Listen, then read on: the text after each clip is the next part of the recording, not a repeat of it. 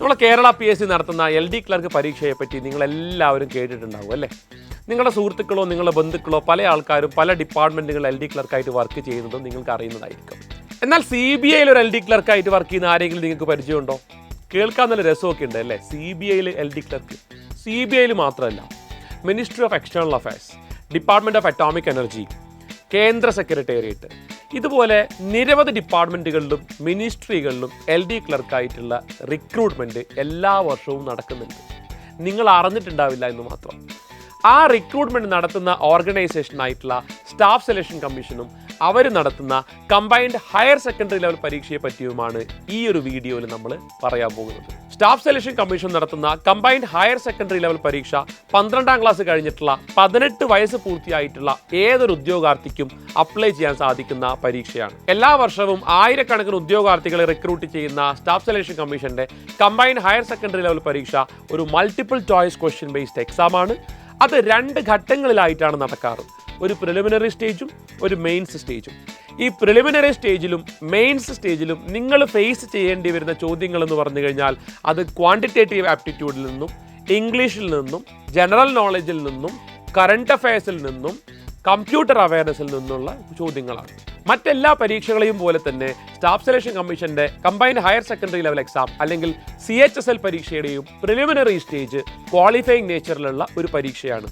അതായത് നിങ്ങൾ പ്രിലിമിനറി സ്റ്റേജിൽ എത്ര മാർക്ക് മേടിച്ചു കഴിഞ്ഞാലും അതൊരിക്കലും ഫൈനൽ മെറിറ്റ് കണക്കാക്കാനായിട്ട് ഉൾപ്പെടുത്തുന്നതായിരിക്കില്ല. നിങ്ങൾ മെയിൻസ് പരീക്ഷയിൽ മേടിക്കുന്ന മാർക്കിൻ്റെ അടിസ്ഥാനത്തിലായിരിക്കും നിങ്ങളുടെ ഫൈനൽ റാങ്ക് ലിസ്റ്റ് തയ്യാറാകുന്നതും നിങ്ങൾക്ക് ഏത് ജോലിയാണ് ലഭിക്കേണ്ടത് എന്ന് തീരുമാനിക്കപ്പെടുന്നതും. 12ാം ക്ലാസ് യോഗ്യതയുള്ള ഒരു ഉദ്യോഗാർത്ഥിക്ക് ഗസറ്റഡ് ഓഫീസർ ആകാൻ വരെ സാധ്യത നൽകുന്ന ഒരു പരീക്ഷയാണ് കമ്പൈൻഡ് ഹയർ സെക്കൻഡറി ലെവൽ പരീക്ഷ. എങ്ങനെയെന്ന് ഞാൻ പറഞ്ഞു തരാം.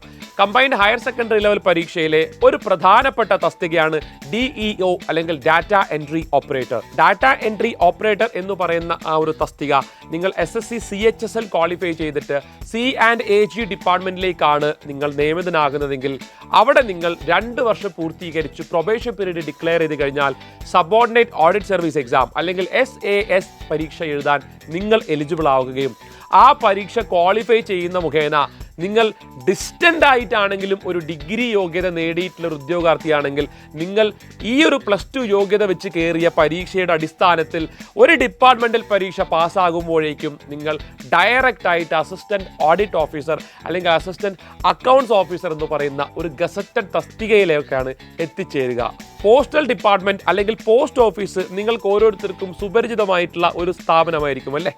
ഈ പോസ്റ്റൽ ഡിപ്പാർട്ട്മെൻറ്റിലേക്കും മുൻപ് SSC CHSL പരീക്ഷയിലൂടെ ആയിരുന്നു ക്ലറിക്കൽ പോസ്റ്റിലേക്ക് ഉദ്യോഗാർത്ഥികളെ റിക്രൂട്ട് ചെയ്തിരുന്നത്. ആ ക്ലറിക്കൽ പോസ്റ്റിലുള്ള ഉദ്യോഗാർത്ഥികളെ പോസ്റ്റൽ അസിസ്റ്റന്റ് അല്ലെങ്കിൽ സോർട്ടിംഗ് അസിസ്റ്റന്റ് എന്നാണ് വിളിച്ചിരുന്നത്. ഇപ്പോൾ പോസ്റ്റൽ അസിസ്റ്റന്റും സോർട്ടിംഗ് അസിസ്റ്റന്റും കമ്പൈൻഡ് ഗ്രാജുവേറ്റ് ലെവൽ പരീക്ഷയിലൂടെയാണ് റിക്രൂട്ട് ചെയ്യപ്പെടുന്നത്. നിങ്ങളൊരു +2 യോഗ്യതയുള്ള ഒരു ഉദ്യോഗാർത്ഥിയാണെങ്കിൽ നാളെ ഒരു കേന്ദ്ര സർക്കാർ ഉദ്യോഗസ്ഥനാകണമെന്ന് സ്വപ്നം കാണുന്നുണ്ടെങ്കിൽ തീർച്ചയായിട്ടും നിങ്ങളുടെ മനസ്സിൽ വരുന്ന സംശയങ്ങൾ എന്താണ്, എന്തെല്ലാം ചോദ്യങ്ങളാണ് നിങ്ങൾക്ക് എന്നോട് ചോദിക്കാനുള്ളത്, തീർച്ചയായിട്ടും അതെല്ലാം നിങ്ങൾ കമൻറ്റ് ബോക്സിൽ നിങ്ങൾ ചോദിക്കണം. അതിനെല്ലാമുള്ള ഉത്തരമായിട്ട് ഞാൻ മറ്റൊരു വീഡിയോയിൽ വരുന്നതായിരിക്കും. അതുവരെ എല്ലാവർക്കും എൻ്റെ നമസ്കാരം.